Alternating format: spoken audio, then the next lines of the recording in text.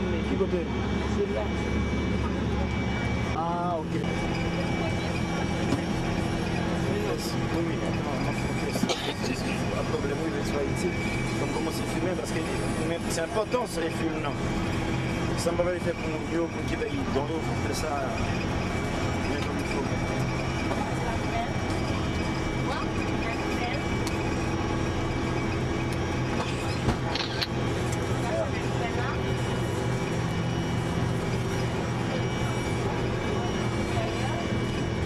On fait zoom, non?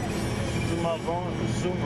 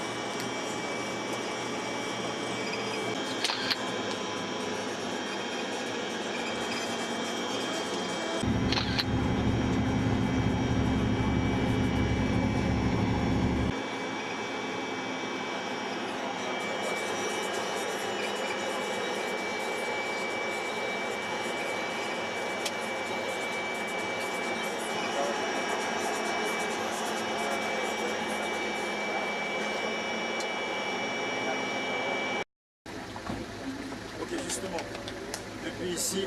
Là, est-ce que la Maurice est là? La Maurice, vous voyez? Ok, alors, ah, justement, nous sommes venus ici parce qu'il y a pas mal de personnes qui ont été victimes, justement, du séisme qui a été. Alors, ok, du séisme du 12 janvier dernier. Et parmi ces. C'est ça, zoom, on va voir, c'est ça, zoom. Enregistrer. Oh. On forme. Ok. C'est photo on va pas presser le drôle, j'ai pris sur presser, là on va enregistrer le drôle, là on va enregistrer. Mais là on va enregistrer le drôle. Ok. Allez, non. Okay. Mais il faudrait que tu puisses venir avec moi vers. Allez, non.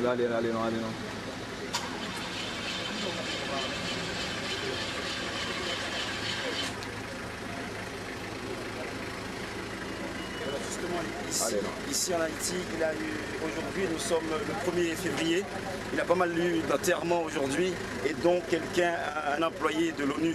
Okay. Et donc je n'ai pas encore pu filmer l'acheminement du matériel que nous avons pu emporter ici en Haïti parce que le matériel est toujours resté bloqué à Saint-Domingue. Et j'espère d'ici 2 à 3 jours que nous pourrions vous montrer l'acheminement de ce matériel que nous allons distribuer au peuple, aux sinistrés en fait.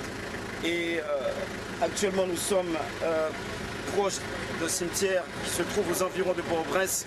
Ici c'est la voiture où a été transportée la personne qui est victime de l'ONU. Voilà. Et voilà. Je ne sais pas qui c'est.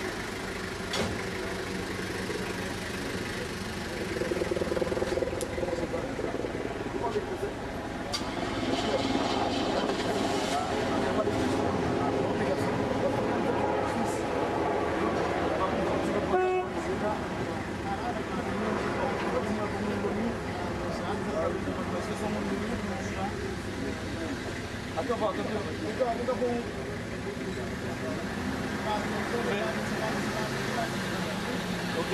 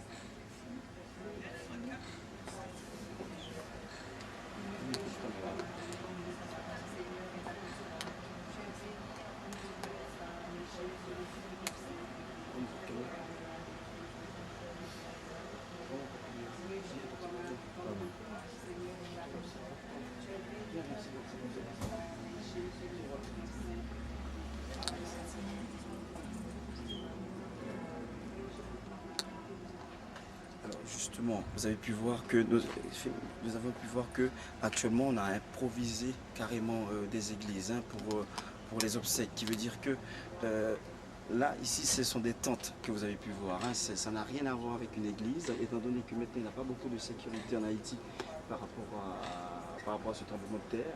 Les gens craignent une nouvelle secousse. D'accord. Alors maintenant, nous sommes en Haïti, les gens sont obligés de créer un petit peu des églises de cette manière, improviser des enterrements.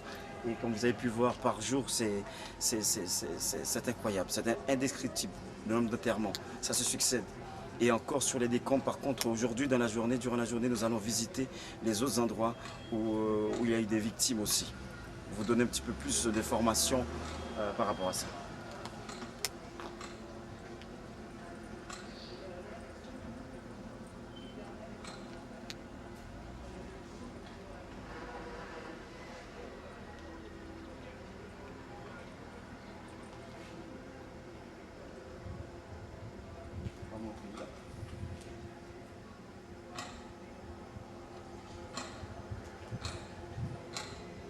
Voilà, il y a certaines personnes qui ont pu être enterrées dignement. Il y a d'autres personnes qui n'ont pas pu avoir des obsèques, voilà, convenables, on va dire. Et ces personnes-là, telles que d'autres personnes, ont pu avoir quelque chose de plus digne, en fait.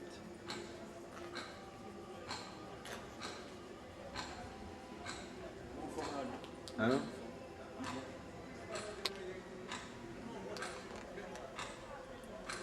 Bientôt tu vas chercher nous, on a Qu'est-ce qu'on va? Mettez. Où s'opérer là? Mettez. Où est-elle? Merci un peu. Tu veux parler, hein, Bible? Tu veux parler? Tu veux lui parler? Oui, Tu c'est peux lui bon. parler? Voilà ce que Pas la je veux sincère, dire, ok? c'est que tout ce qui arrive, c'est que pendant le séisme, après le séisme, il y a eu des inhumations, D'accord. pas de cérémonie, sans funérailles. Donc c'est après que les gens vont se décider à faire des messes et tout ça. D'accord. Bon, là, actuellement, ce sont des choses régulières. Bon, en fait, je crois que ça peut avoir rapport aussi au séisme, mais moi, je ne suis pas au courant. D'accord. On fait appel à moi pour mes services et puis... Tout à fait. Est-ce que vous-même, personnellement, est-ce que vous avez été touché par ce séisme, mais les personnes autour de vous, les membres de votre famille ont été touchés? Non, grâce à Dieu, les membres de ma famille, en fait, tout le monde, personne n'a été touché. D'accord, d'accord. Donc, je pense que c'est une grâce. C'est une grâce, tout à fait, tout à fait. Ça, c'est bien, d'accord. Et puis vous, monsieur, est-ce que vous-même, vous avez été touché, confronté personnellement? Non, personne de ma famille. Toute personne de votre famille a été touchée. Ok, je vous en remercie. Ok, c'est gentil, merci.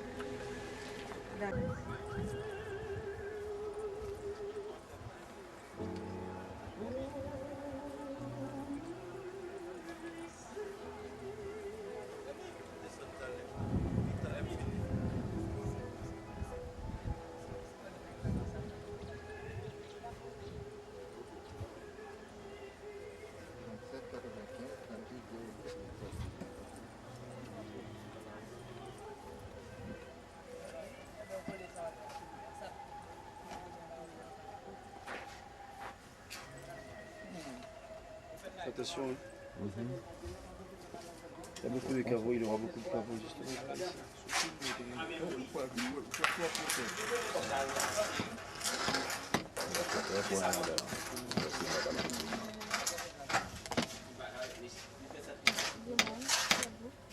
Pardon? Non, je suis en train de regarder ici. Ou en bas? Non, pas du tout. Je vais vous expliquer un petit peu le but de ma présence ici, d'accord? C'est parce que, étant donné qu'il a eu ce séisme un petit peu en Haïti, je suis venu de Suisse un petit peu montrer la manière, etc., les cérémonies, comment ça enchaîner, d'accord? Étant donné que ce matin, il a eu pas mal d'obsèques, l'une après l'autre, nous essayons de filmer le plus d'enterrements, montrer la manière que les personnes ont été touchées et sensibilisées par cette chose. D'accord. Alors je m'excuse de vous avoir touché peut-être personnellement, ce n'était pas le but. Non, je m'incruste pas, je ne suis pas un incrusteur. D'accord. C'est gentil. Juste pour filmer. Non, non, du tout. Avec beaucoup de respect et dignité. D'accord. Mais je partage aussi cette douleur. D'accord, bon courage et bonne continuation. D'accord.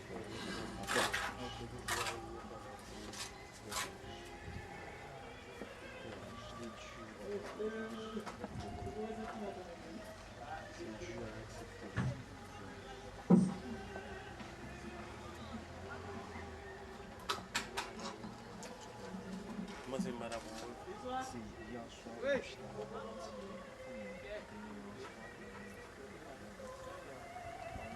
Moi. Nous avons fait une photo aussi balil directement là. Et puis après, après retourner l'image là. Je vais montrer comment on fait ce volant. Voilà un cerf-volant haïtien. Malheureusement, je le trouve dans un cimetière. Je m'excuse, mais c'est pas compatible. Okay? L'obsèque est un cerf-volant, mais malheureusement, je l'ai trouvé sur ma route et j'ai profité de vous le montrer par la même occasion. Ça, c'est un cerf-volant haïtien. C'est concocté donc avec. À l'époque, quand j'étais jeune, on prenait ça avec des noix de coco, des branches de cocotier. Hein? Et puis de l'amidon, ficelle, etc. Et puis à l'époque, ici, on faisait une queue avec, avec le bananier, des feuilles de bananier. Et actuellement, bon, ils l'ont plastifié. C'est du plastique. À l'époque, c'était du papier brun qu'on faisait ça aussi. Voilà. Ça s'appelle le cerf-volant haïtien.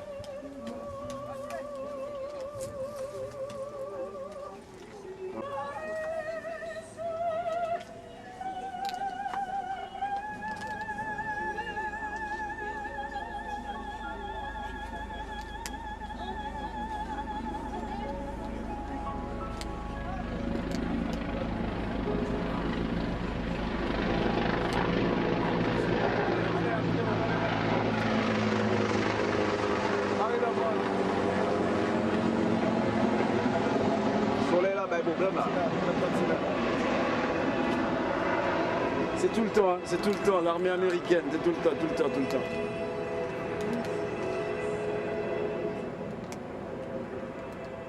Il avait fait un petit break quand on avait fumé plus dans la ville, on avait fumé plus dans la ville.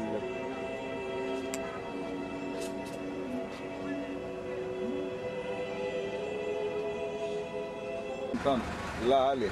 Ok, alors justement là, ici, on se trouve sur le Champ de Mars.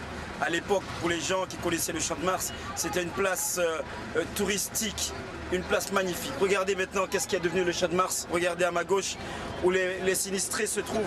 Les personnes n'ont plus de maison, ils n'ont plus rien, quoi. Ils n'ont plus rien. Regardez maintenant, c'est un champ de bataille. Et c'est là qu'ils vivent. Ils ont pris par exemple des tentes, des sacs de couchage. Les personnes essayent de vivre comme elles peuvent. C'est ça qui est difficile. C'est ça. Bonjour madame, comment es-tu chérie? En forme? Je fais télévision. Ok. Je fais télévision. Chérie, c'est pour moi lié, oui, vraiment un petit service. Peut-être qu'une cahier d'eau, pas qu'on va besoin de paix, chérie. C'est juste un petit coup de main. Parce que si on vient de mon côté là, pour notre chérie, si on vient de mon côté là, on a jamais montré mon bio, on a mis ce chiffre, on a jamais montré mon temps. Mais il faut montrer que nous pas assez de temps pour capoter tout ça pour nous. De baguette, ça fait longtemps que vous boyez ici là?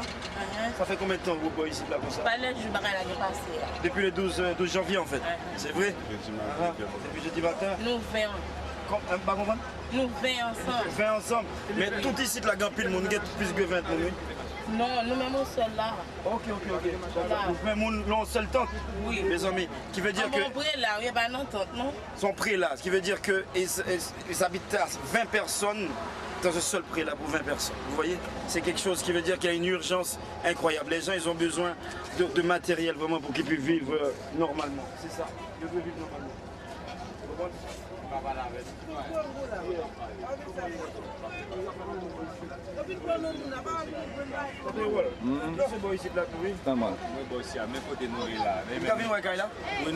Oui, non. 10 moun non seul gars. Oui.